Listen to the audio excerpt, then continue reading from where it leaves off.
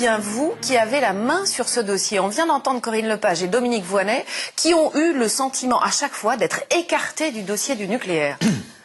Écoute, je crois que les temps ont changé de ce point de vue-là. Dieu merci d'ailleurs, sous la pression générale de l'opinion publique, de la société civile, ce qui était un peu un truc caché, un peu caché. Je porte pas de jugement de valeur, je constate, parce que il y avait une espèce d'origine nucléaire, militaire. Il y avait d'abord des sites militaires. C'était le domaine réservé du président de la République. C'était un domaine globalement réservé pour gens sérieux, qui pensaient à l'avenir, à la place des autres, ou de la société civile, bon. Donc ça, c'est vrai.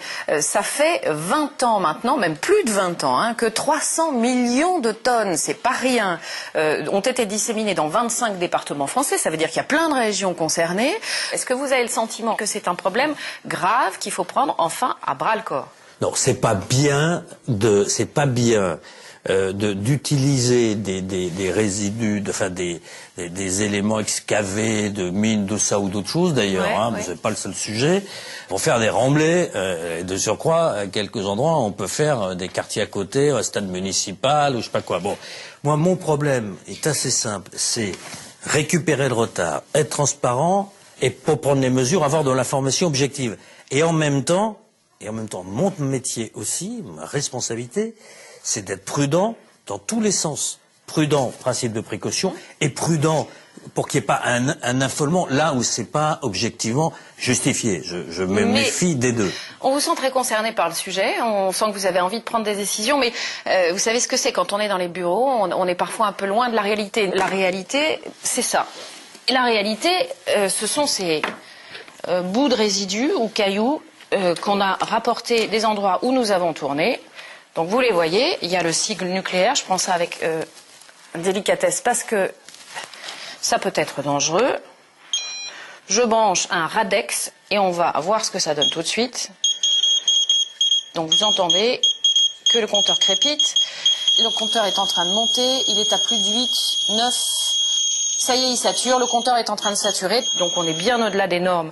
Ça veut dire que si on reste autour de ce boîtier pendant un certain temps, il y a des risques non négligeables de cancer. Je ferme, boîtier plombé, je ferme, c'est pas la peine qu'on prenne des risques et qu'on vous en fasse prendre.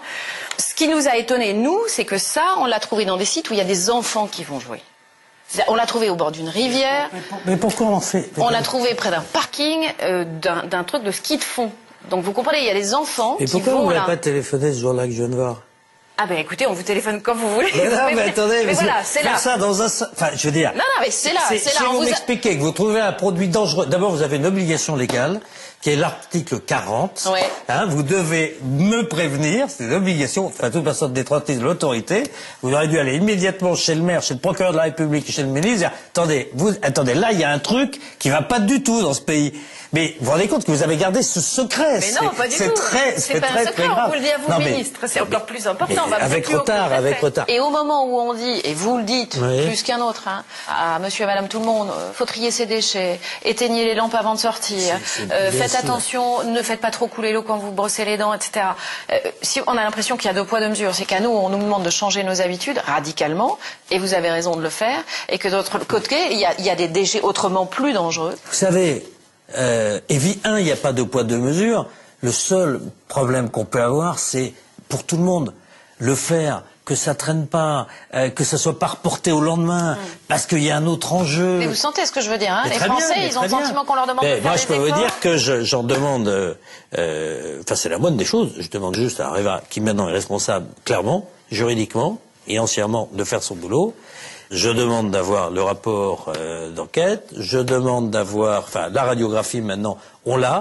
On va vérifier avec les préfets qu'il n'y ait pas des endroits où il y a des enlèvements d'ordre banal, mais qui pourraient être peut-être pas si banal que ça. Bon, c'est même très peu, si c'est pour aller faire un lotissement, c'est pas pareil qu'un poil plus pour aller faire un truc, je sais pas où. Enfin bon, donc il faut analyser tout ça. On s'est mis en situation de le faire. Voilà, c'est tout ce que je peux vous dire. Clôturer, mettre des panneaux, tout ça, dans un an, tout est fait.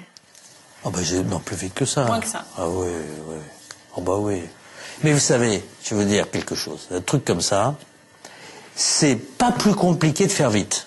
Donc on peut dire à nos enfants que le problème sera réglé. Ce sujet-là, c'est-à-dire les résidus des fermetures du passé, qui ont été traités de manière négligente, on peut le dire comme ça, ce sujet-là, oui, sera traité, oui.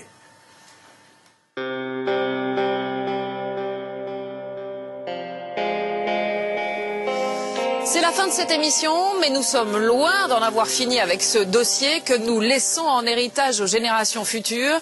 La durée de vie de l'uranium, sachez-le, est de 4,5 milliards d'années. On se retrouve au mois d'avril pour une nouvelle enquête de Pièces à conviction. Dans un instant, Soir 3. Merci de nous avoir suivis. Bonsoir.